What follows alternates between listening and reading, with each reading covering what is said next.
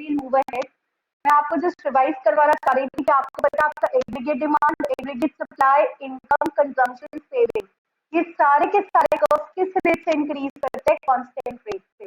Do you remember that? जिसके अंदर से हमारा जो एग्रीगेट सप्लाई और इनकम है वो तो पॉइंट ऑफ ओरिजिन से ओरिजिनेट करेगा, लेकिन बाकी सारे के सारे कर्व्स वाई एक्सिस या वाई डैश एक्सिस से ओरिजिनेट करेंगे। Is that clear? हम लोगों ने यहाँ पर क्या देखा था बच्चे कि इनकम के दो एस्पेक्ट होते हैं, कौन सा? एक होता है सी और एक होता है एस। तो income is equal to C plus S. Aggregate demand के भी दो वेरिएबल्स होते हैं, सी प्लस आई। सी हम प्रॉपर्ली देख चुके हैं, मैं अभी उसका आपको वे अबाउट बता देती हूँ सारा। Consumption is equal to what? Income minus saving. और अगर सेविंग ढूंढना है तो वो क्या करेंगे? Income minus consumption. कंजम्पशन की इक्वेशन क्या थी जो मैंने आपको उस दिन करवाई थी? C bar plus B Y. What is C bar? C bar का मतलब होता है ऑटोनॉमस कंजम्पशन। बी का क्या मतलब होता है? It is MPC. And Y means what? The level of income. अब x is equal to what? Minus c bar plus 1 minus by. You know it very well. What is minus c bar? Minus c bar का मतलब हो गया this is a negative savings at zero level of income. But you do remember one particular point at zero level of income, right? Autonomous consumption is equal to negative savings in an economy. तभी तो हम क्या लिखते हैं? C bar is equal to minus C bar. Minus C bar और minus S bar भी लिख सकते हैं। Is that clear? Now just try to understand what is it. It is particularly APC का फॉर्मूला होता है। ओके, एक और चीज, बी का फॉर्मूला क्या होगा बच्चे? You should be remembering B is equal to MPC and 1 minus B is equal to MPS. Is that clear? Do remember 1 minus B किसके बराबर हो गया? एमपीएस के बराबर हो गया। This means 1 minus MPC is nothing but MPS. अब APC का फॉर्मूला क्या होता है बच्चे? C upon Y. एमपीसी का फॉर्मूला क्या होता है? Delta C upon delta Y. MPC is the slope of which curve? MPC is the slope of the consumption curve. Is that clear to all of you? Now थोड़ा सा consumption के बारे में ले आओ, क्योंकि कंजम्पशन आज हम लोगों ने बिल्कुल खत्म कर देना है। तो कंजम्पशन का आपको ये पता चल गया कि हमारे सी के दो वेरिएबल्स होते हैं। सॉरी, कंजम्पशन जब हम करते हैं it increases at which rate? Increases at a constant rate. Is that clear? तो यहाँ पर तीन लेवल्स करेंगे at zero level of income. जब जीरो लेवल ऑफ इनकम होती है बच्चे, यू शुड रिमेम्बर हमारे यहाँ पर क्या होता है? C is greater than Y, savings is equal to negative. Is that clear? बच्चे अब इसी के साथ साथ मैं आपको एक और चीज बता रही हूँ। Positive autonomous consumption is equal to negative savings in economy. Very important point. इसी के साथ साथ एक और पॉइंट करो and that is what? APC is greater than 1। क्या होगी एपीसी की वैल्यू बच्चे? Hurry up and tell me, greater than 1 और less than 1? APC would be greater than 1. Hurry up and speak out. What will be the value of APC? APC would be greater than 1 here. Now, let's try to understand. We have again at a very low level of income. ये तो zero था. अब at low level of income. Low level of income के ऊपर भी बच्चे हमारी consumption is greater than income. Obviously, savings अभी भी क्या रहेगा? Negative रहेगा. What will be the value of APC? APC will again be greater than 1 here. Is that clear to you? Now, let's try ahead. बच्चे अब at a moderate level आ गया। Moderate level के बारे में आपको पता है, यहाँ पर क्या होगा? C is equal to Y. Savings is equal to 0. And you call this point as a break even point. कौन सा पॉइंट बोलते हैं हम इसको? ब्रेक इवन पॉइंट बोलते हैं। ध्यान से देखना, APC will be equal to 1, क्योंकि जितनी कंजम्पशन है उतनी ही इनकम है। और आपको एपीसी का फॉर्मूला यहाँ पे पता है, APC is equal to C upon Y, 100 divided by 100 which is equal to 1। तो एपीसी की वैल्यू किसके बराबर होगी? 1 के बराबर होगी। Is that clear? नाउ बच्चे let's see at a high level of income, what is going to happen? At a high level of income, अगर हमारे level of income बहुत high है तब क्या होगा, आपको पता है कंजम्पशन कम हो जाएगी इनकम से, savings is equal to positive now, is that clear? तो एपीसी की वैल्यू अभी भी पॉजिटिव होगी but less than 1। Is that clear to all of you? क्या यहाँ तक सबको समझ आ गया? एपीसी की वैल्यू अभी भी पॉजिटिव होगी बट लेस देन 1। इससे आपको क्या पता चला बच्चे? You should be remembering very important point. And what are that? कि आपका जो एपीसी होता है, APC can be positive 1 and yes, it can be, okay, it can be equal to, sorry, it can be greater than 1, greater than 1, equal to 1 or less than 1. Is that clear? Remember, APC can be equal to 1, APC can be greater than 1, APC can be less than 1. Do remember that. Now let's talk about MPC. MPC हमेशा क्या होता है? Can anyone tell me? MPC is always positive. MPC हमेशा क्या होता है बच्चे? Hurry up and tell me. MPC हमेशा क्या रहेगा? पॉजिटिव रहेगा। Is that clear? लेकिन वैल्यू दो लेवल्स के बीच में फ्लक्चुएट करेगी। MPC is greater than 0. Not at all clear. What happened? Break करिए क्या? बेटा, is it breaking? Okay. Just try to understand. आप लोगों को क्या पता चला कि MPC is always positive, MPC is greater than 0, but less than, anybody can tell me the value? Less than 1. तो हम कैसे लिखते हैं? 0 greater MPC less than 1. So do remember this thing that MPC हमेशा क्या होगा बच्चे? MPC is greater than 0 but less than 1. Is that clear to you? Any problem to anyone? उस दिन मैंने आपको कंजम्पशन और सेविंग की इक्वेशंस बताई थी, वो आपको डिनोट करनी आ गई?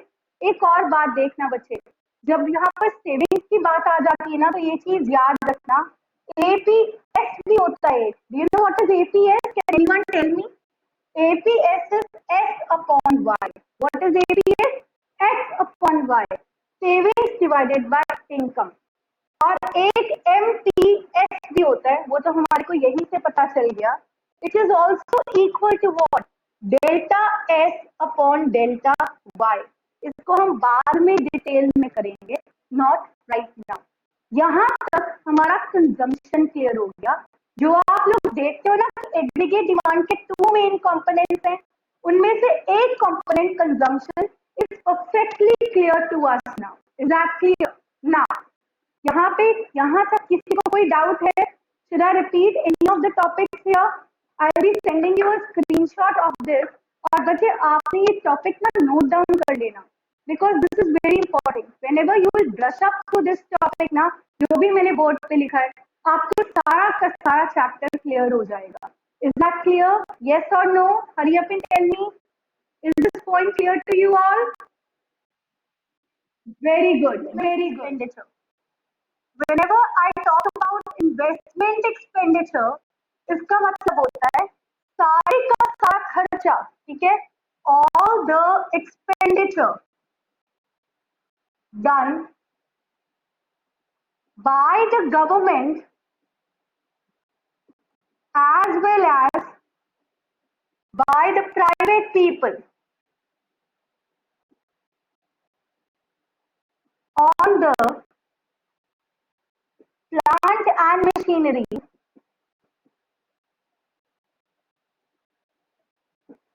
and production of goods and services is known as investment expenditure. क्या बोलते हैं इसको? Investment expenditure. इसका क्या मतलब हो गया बच्चे? सारे का सारा खर्चा कौन कर रहा है? गवर्नमेंट भी कर रहा है, एज वेल एज कौन कर रहा है? Private people. Is that clear? This is the private people. On the plant and machinery, आप लोग प्लांट या मशीनरी खरीद रहे हो, अगेन टेलिंग यू, ये वो पौधे पेड़ पौधे नहीं है, ये जो प्लांट का मशीनरी है, दिस मीन्स कोई ना कोई इंडस्ट्रियल यूनिट, कोई इक्विपमेंट हो गया, कोई कंस्ट्रक्शन पे खर्चा कर दिया, राइट। तो यहाँ पर हम लोग production of goods and services पे भी खर्चा कर रहे हैं, इसको क्या बोलते हैं, investment expenditure. One very important point, investment expenditure is known as capital formation. क्या बोलते हैं इन्वेस्टमेंट एक्सपेंडिचर को? You call it capital formation. बच्चे मैंने आपको नेशनल इनकम अकाउंटिंग में बताया था कि जो कैपिटल फॉर्मेशन होती है वो क्या होती है, you call it investment, you call it capital formation. 4 parts में डिवाइड है। कौन कौन सा? It can be gross business fixed investment. Do you remember, हम बिजनेस के अंदर जो फिक्स्ड उनकी इन्वेस्टमेंट करते हैं। नेक्स्ट इज हम लोग investment on housing and construction, हम लोग हाउसिंग एंड कंस्ट्रक्शन पे जो खर्चा करते हैं। Is that clear? अब हाउसिंग एंड कंस्ट्रक्शन पे प्राइवेट पीपल भी करते हैं, गवर्नमेंट भी करता है। Next it is government public investment, government public investment. Government बच्चे डैम्स बनाती है, या जैसे कि अगर हम लोग कहें किसी एरिया को ब्यूटिफाई करना है उस पर खर्चा करती है, रोड्स बनाना, ब्रिजेस बनाना, डैम्स बनाना, ये सारे का सारा खर्चा इज डन बाय गवर्नमेंट। और government in one case it is like invest कर रही है।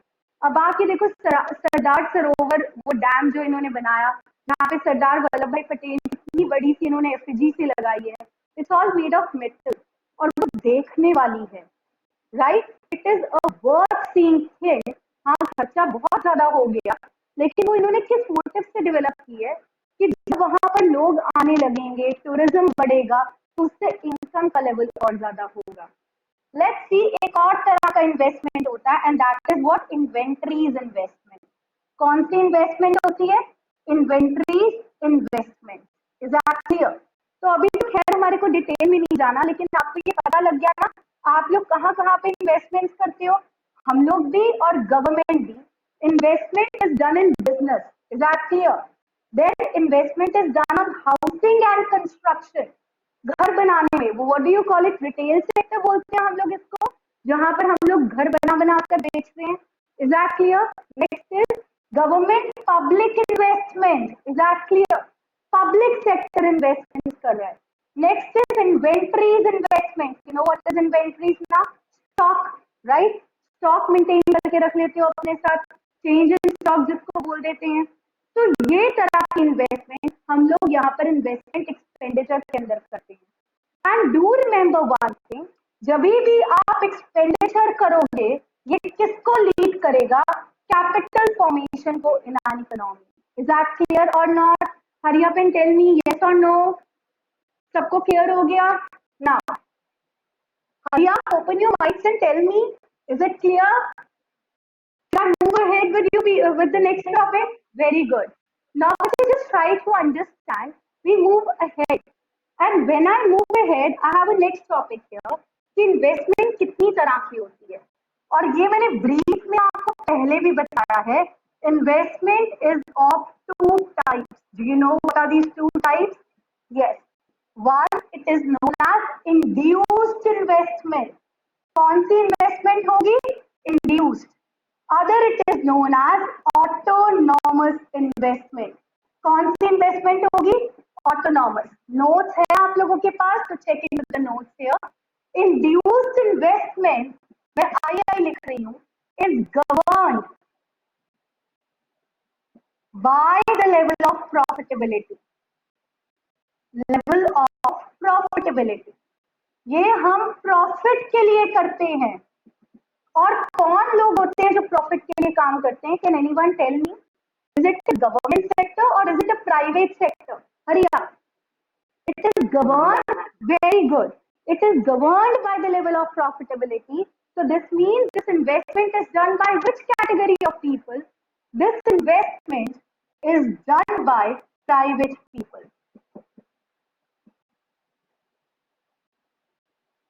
private people. Is that clear? Very important point. Induced investment is a function of income. किसका फंक्शन होगा बच्चे? इनकम का फंक्शन होगा. अगर इनकम ज्यादा है तो इंड्यूस्ड इन्वेस्टमेंट ज्यादा. बच्चे इंड्यूस का मतलब क्या होता है? जहां पर हम पैसा और डाल सके, इंड्यूस कर सके, तो इनकम इंड्यूस करती है. अगर तो हमारा इनकम ज्यादा है तो इंड्यूस्ड इन्वेस्टमेंट भी ज्यादा, और अगर इनकम कम है तो इंड्यूस्ड इन्वेस्टमेंट का लेवल भी क्या होगा? कम होगा. Is that clear to all of you? Yes और नो? अगर इनकम ज्यादा तो इंड्यूस इन्वेस्टमेंट ज्यादा, अगर इनकम कम तो इंड्यूस इन्वेस्टमेंट क्या होगी? कम. Is that clear? Now can anyone tell me कौन सा रिलेशन आ गया यहाँ पर? Is it a negative relation और पॉजिटिव रिलेशन इनकम और इंड्यूस इन्वेस्टमेंट में? Can anyone tell me? Very good. Here there is a positive relation. Here there is positive relation between the income and induced investment. Is that clear? Curve किस side slope करेगा बच्चे? Curve is upward sloping. Curve किस side slope करेगा? Upward slope करेगा. Is that clear? एक और बात, आपने कभी सुना ट्रेड साइकिल्स आते हैं इकोनॉमी के अंदर, कभी बूम आ जाता है, कभी डिप्रेशन आ जाता है, सुना है कि नहीं सुना? एवरीबॉडी? यस. तो बूम और इसको देखा देखी हमारी इन्वेस्टमेंट में बदलाव होगी या नहीं होगी? हरिया, जिन्होंने इन्वेस्टमेंट कर रखा है वो अपना पैसे को निकाल थोड़ा लेंगे. So this means it does not change in the time of inflation or deflation. Induced investment does not change during doesn't change during times of inflation and deflation. Is that clear? अगर आपके पास inflation और deflation के time periods हैं तो आपकी induce investment में कभी भी कोई भी चेंज नहीं आती है. Is that clear to you? Yes और no? Right. But let's talk about the autonomous investment then. Okay, when I talk about autonomous investment, just try to understand. It is governed by level of profitability जो induced है. Autonomous investment किसकी investment होती है बच्चे? ध्यान से देखना, government की. गवर्नमेंट की इन्वेस्टमेंट क्या प्रॉफिटेबिलिटी से इन्वॉल्व होगी? No. It is governed, very good, by the motive of social welfare. Which welfare? Hurry up. Social welfare. Clear now? और ये इन्वेस्टमेंट करता कौन है? This is done by the government sector. कौन सा सेक्टर कर रहा है बच्चे? गवर्नमेंट सेक्टर कर रहा है. क्लियर और नॉट? राइट. अब you tell me, government sector क्या इनकम के ऊपर डिपेंड रहेगी कि अगर हमारी कंट्री में ज्यादा इनकम है तो हम ज्यादा इन्वेस्टमेंट करें, अगर इनकम कम है तो हम कम इन्वेस्टमेंट करें, या इस पे इनकम का कोई असर नहीं आएगा? Hurry up and tell me, क्या इंड्यूस इन्वेस्टमेंट पे इनकम का असर आएगा? यस. क्या ऑटोनॉमस इन्वेस्टमेंट पे इनकम का असर आएगा? नो. ऑटोनॉमस इन्वेस्टमेंट पे इनकम का असर कभी भी नहीं आएगा क्योंकि गवर्नमेंट की इन्वेस्टमेंट है. गवर्नमेंट अपनी कंट्री की अपलिफ्टमेंट के लिए काम करता है. तो autonomous investment is not a function of income. इसका इनकम से कुछ लेना देना नहीं है. चाहे इनकम ज्यादा और income less, autonomous investment is fixed in nature. Autonomous investment fixed होगी. हमने गवर्नमेंट वाले चैप्टर में किया था ना, गवर्नमेंट बजट के चैप्टर में, कि अगर एक कंट्री में इन्फ्लेशन या डिफ्लेशन है तब भी गवर्नमेंट को इन्वेस्टमेंट करनी पड़ती है. गवर्नमेंट को अपनी कंट्री की अपलिफ्टमेंट के लिए काम करना पड़ता है. हर एक सेक्टर में गवर्नमेंट एक इन्वेस्टमेंट को फिक्स कर देता है। Is that clear? इसका इनकम से कुछ लेना देना नहीं, सरकार पैसा कहीं से भी अरेंज करे। सेक्टर्स में इन्वेस्टमेंट एक फिक्स अमाउंट की होनी चाहिए, जो कि अब नीति आयोग प्लान करता है कि इतनी इतनी इन्वेस्टमेंट हम हर एक सेक्टर में करेंगे। Is that clear? तो बच्चे अगर यहाँ पर ऑटोनॉमस इन्वेस्टमेंट बदल ही नहीं रहा इनकम के बढ़ने या घटने के कारण से, तो बताओ what is the shape of N autonomous investment curve? Do remember, autonomous investment curve, very good, is horizontal in nature. What in nature? Horizontal in nature. Is that clear to you? What in nature? Horizontal in nature. Do remember that. It is horizontal in nature. Parallel to which axis? It is parallel to OX axis. Clear or not? Now, last point. बच्चे क्या autonomous investment बदलता है during the time period of inflation and deflation? Yes or no? Hurry up. Does autonomous investment changes during the time period of inflation and deflation? Yes, it does changes. हमने budget वाले chapter में देखा था ना कि अगर तो inflation है तो ऑटोनॉमस इन्वेस्टमेंट को कम करना पड़ेगा। गवर्नमेंट अपनी इन्वेस्टमेंट को कम करती है क्योंकि गवर्नमेंट को डिमांड को कम करना है। लेकिन अगर डिफ्लेशन है तो गवर्नमेंट और इन्वेस्टमेंट करेगी जिससे कि लोग सामान और खरीदे क्योंकि उनकी मनी परचेजिंग पावर बढ़े। Is that clear? तो यहाँ पर क्या लिखेंगे? Autonomous investment changes during inflation and deflation. लेकिन कैसे चेंज होता है बच्चे? It changes parallelly.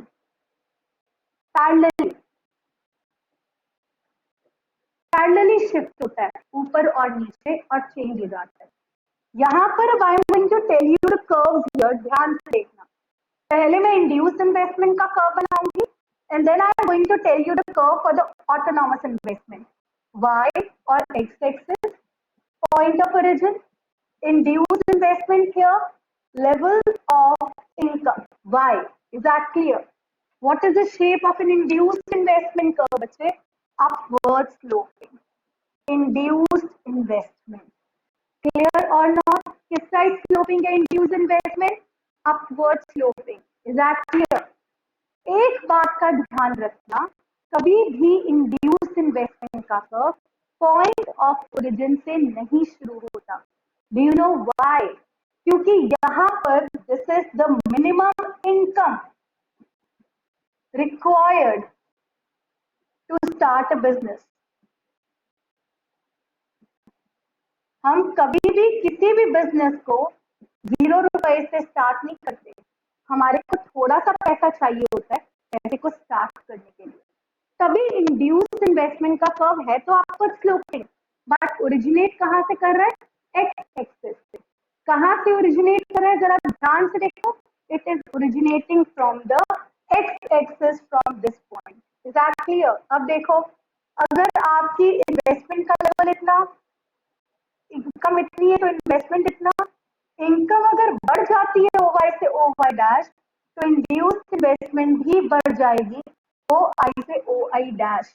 और अगर यहाँ पर इनकम कम हो जाती है तो इंड्यूस्ड इन्वेस्टमेंट भी कम हो जाएगी ओ वाई टू से ओ वाई टू से ओ आई आई टू तक। Is that clear? So how are they related with each other? Positively related with each other. Now, let's come to the autonomous investment. Whenever I talk about the autonomous investment, बच्चे, autonomous investment का curve कैसा बनेगा? Everybody is knowing it.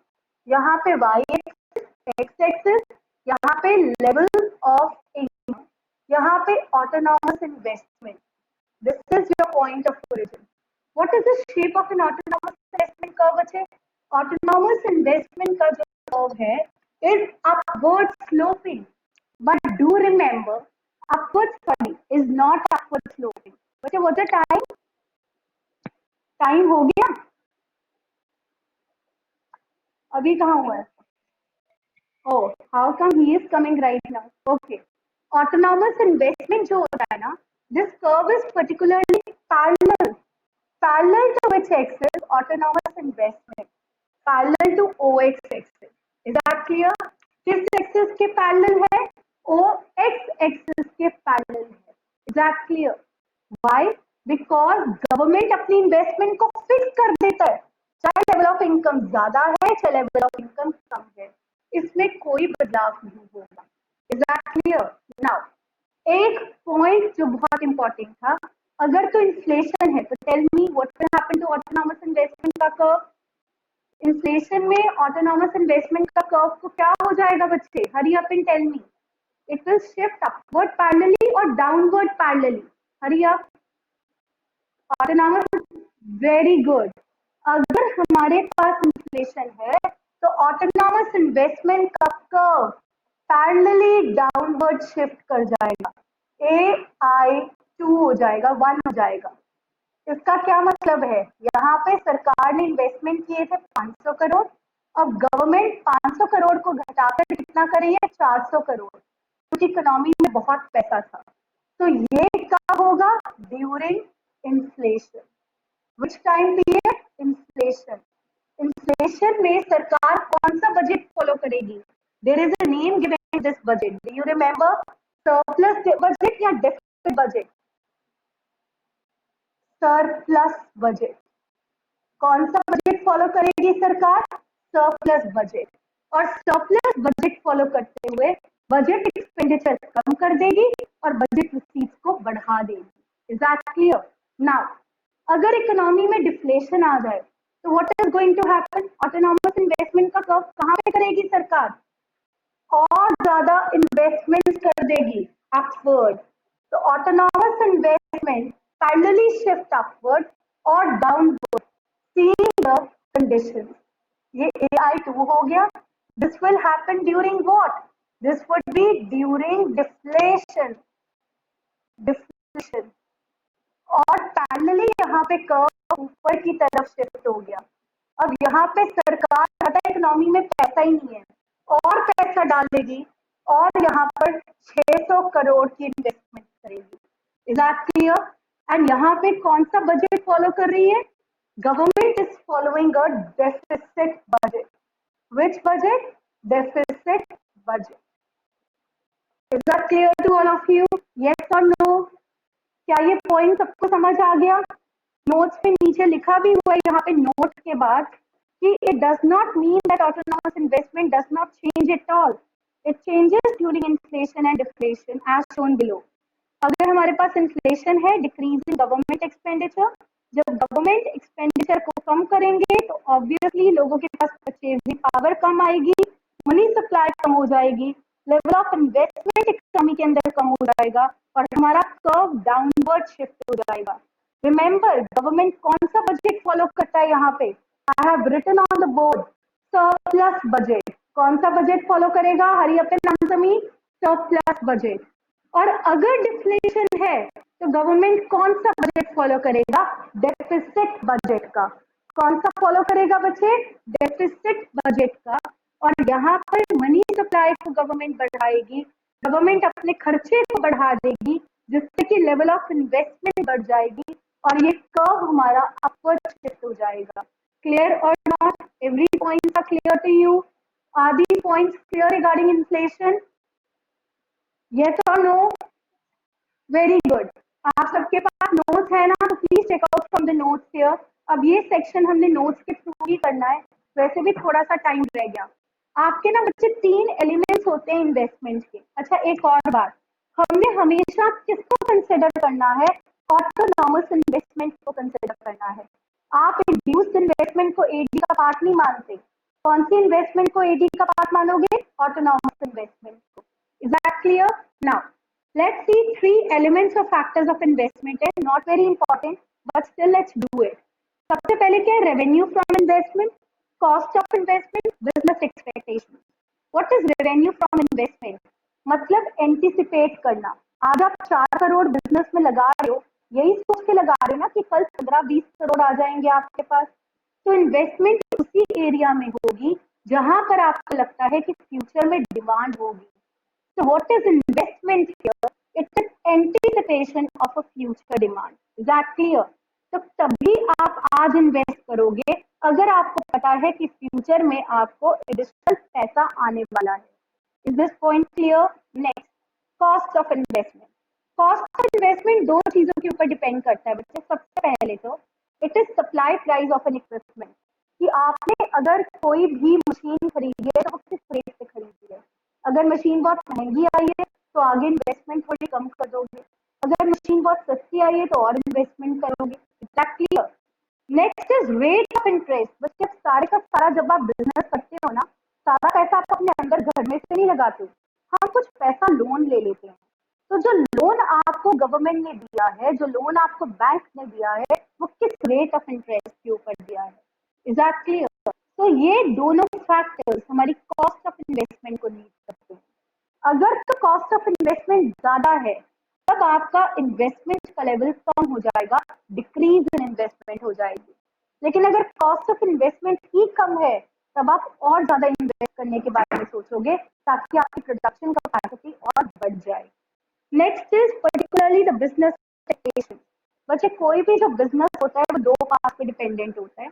एक होता है bearish expectation, एक होता है बुलिश. और याद रखना बिजनेस हमेशा बुलिश एक्सपेक्टेशन पे चलता है, जहाँ पे हम एक्सपेक्ट करते हैं कि प्राइसेस फ्यूचर में बढ़ेंगी ही बढ़ेंगी. Is that clear? ये रिस्क टेकिंग फंक्शन होता है जहाँ पे हम रिस्क लेने के लिए तैयार हो जाते हैं, और जो रिस्क टेकर है वही इकोनॉमी में आगे जाता है. Is this point clear or not? Right? Let's see the two important roles of investment. Very important. Investment is an important component. आपको पता है यहाँ पे हम ऑटोनॉमस इन्वेस्टमेंट को कंसिडर कर रहे हैं.